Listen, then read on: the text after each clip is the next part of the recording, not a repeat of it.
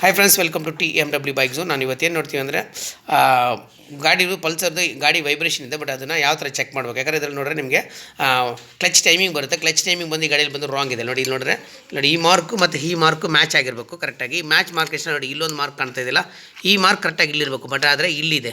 But ಇದರಿಂದ ನಿಮಗೆ ಗಾಡಿಯಲ್ಲಿ ವೈಬ್ರೇಷನ್ ಇದೆ. ಬಟ್ ಇದ್ರದ್ದು ನಾನು ಫುಲ್ ವೀಡಿಯೋ ಆಲ್ರೆಡಿ ಬಂದು ನೋಡ್ಬೇಕು. ನಾನು ಪಲ್ಸರ್ದು ಕ್ಲಚ್ ಅಸೆಂಬ್ಲಿ ಯಾವ ಥರ ಮಾಡೋದಂತ ವೀಡಿಯೋ ಹಾಕಿದ್ದೀನಿ. ಆ ವೀಡಿಯೋನ ಫುಲ್ಲಾಗಿ ನೋಡಿ ನಮ್ಮ TMW ಬೈಕ್ ಝೋನಲ್ಲಿ. ಅಂತ ಫಸ್ಟ್ ಟೈಮ್ ಯಾರು ನೋಡ್ತಾ ಇದ್ದರೆ ನಮ್ಮ TMW ಬೈಕ್ ಝೋನ ಸಬ್ಸ್ಕ್ರೈಬ್ ಮಾಡ್ಕೊಳ್ಳಿ ಅಂತ.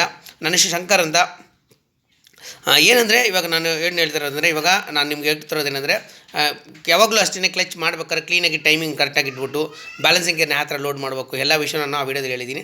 ಮರದಂಗೆ ನಮ್ಮ ಚಾನಲ್ಸ್ನ ಸಬ್ಸ್ಕ್ರೈಬ್ ಮಾಡ್ಕೊಳ್ಳಿ, ಲೈಕ್ ಮಾಡಿ ಅಂತ, ಶೇರ್ ಮಾಡಿ ಅಂತ. bs6 ಟ್ರೈನಿಂಗು ಕೊಡ್ತಾ ಇದ್ದೀನಿ, ಅದನ್ನು ರೆಗ್ಯುಲರಾಗಿ ವೀಡಿಯೋ ನೋಡಿ. ಧನ್ಯವಾದಗಳು.